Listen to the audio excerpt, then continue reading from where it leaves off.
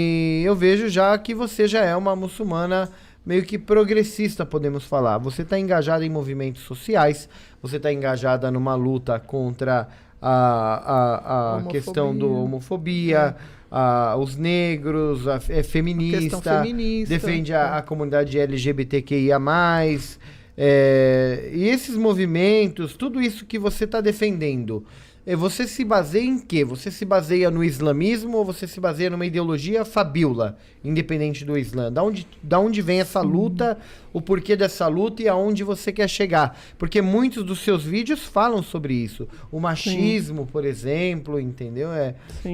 Até numa fala que eu vou pedir depois para você comentar, mais para frente, é uma fala de um status que você colocou no Instagram falando a respeito de Monteiro Lobato, que é uma figura mitológica, respeitada dentro da cultura brasileira, e você cita Monteiro Lobato já como um homem machista, né? Já não como aquele homem de respeito que todo mundo põe aquele respeito, todo mundo eleva a imagem de Monteiro Lobato, você vai lá e rebaixa a imagem dele como simplesmente estamos glorificando o quê? Um homem machista, um homem, de repente, estamos encarando a realidade como ela é, que é muito difícil para nós, né? Sim.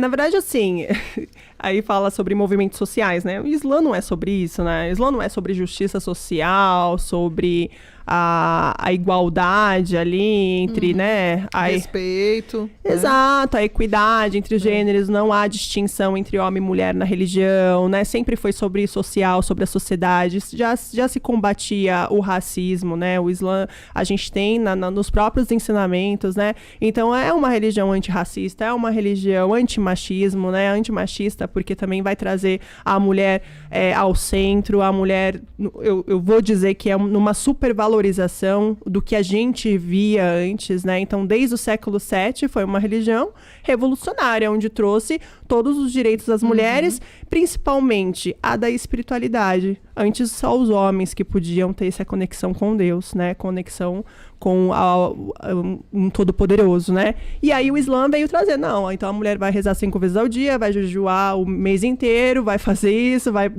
fazer a caridade, Ou seja, fazemos as mesmas coisas, como práticas islâmicas, como práticas religiosas. Então, a nossa conexão, não há diferença. Então, eu acredito que se o Islã é sobre dignidade, né, sobre o bem-estar social, sobre justiça social, nada mais justo que eu entender quais são as opressões e violências, né, no mundo, na sociedade a qual eu vivo, né? Então, na sociedade que eu vivo, há racismo. O racismo, ele é estrutural. Então, eu preciso combater isso, né? Então, a minha religião fala para eu ser... E a comunidade LGBTQIA+? A mesma coisa. A gente tá falando de seres humanos, né? E aí não importa as suas escolhas, não importa o caminho que você vai. O que você não pode fazer é restringir, apagar aquela pessoa como se ela não existisse. E aquela pessoa não pode ter conexão com Deus. Então as pessoas acham que a homofobia vai vir com um soco na cara, quando muitas vezes é você fechar, né, esse lado espiritual que essa pessoa pode ter, e qualquer um pode ter, e eu quero vir ver a pessoa que vai falar que não vai poder ter, né, que todo mundo pode ter essa conexão, essa jornada espiritual.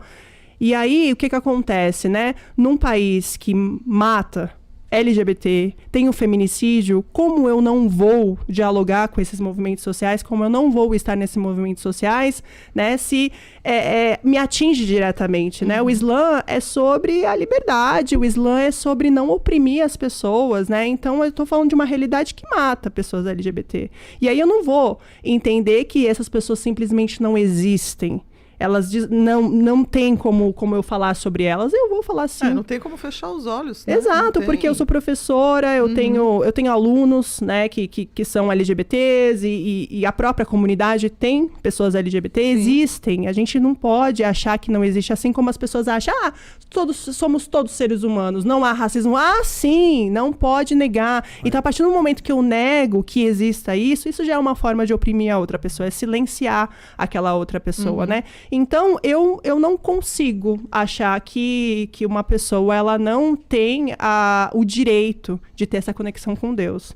Então, uma pessoa que fala pra mim, olha, ela não pode ser muçulmana porque porque aquela pessoa é gay, ou que aquela pessoa, né, sei lá, pra mim não cabe, né, esse julgar, esse apontar o dedo, porque, né, se a gente tá falando de pecados, não existem trilhões de pecados. E o Exato. pecado maior de transgressão, vamos falar bem a verdade, é a arrogância. E o que eu vejo de muçulmano arrogante entrando e saindo dos lugares perfeitamente, por que meu irmão gay que não pode também ter essa conexão com Deus? Eu não tô nem falando de outras coisas, eu tô falando do básico, né? Então, esse negar das pessoas é uma forma de oprimir. É um dos primeiros desavenças entre o diabo, o Shaitan em árabe, com Deus, foi por causa da arrogância, né? Quando Deus cria Adão, né, e pede para que todas as criaturas se prostrem ante Adão, ele, por arrogância, soberba e achar que é algo mais evoluído, é um ser mais evoluído, um ser melhor que os outros,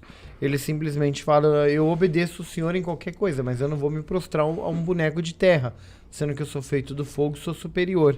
Então a arrogância, na verdade, foi o primeiro pecado, assim, se a gente for analisar, que o primeiro ato de desobediência a Deus partiu da arrogância, da soberba que o Shaitã, o diabo, tinha contra Adão, né, e se tornou inimigo declarado.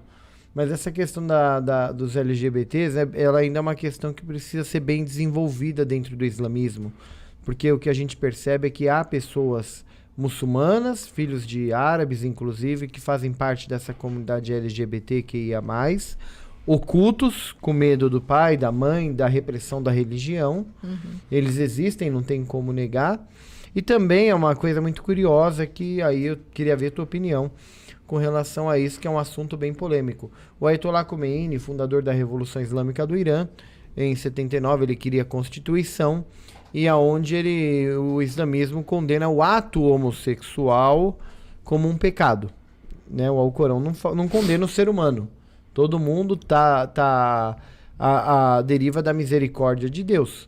Mas o ato homossexual, assim como roubar, matar, pecados, o ato é considerado um pecado no Alcorão diretamente.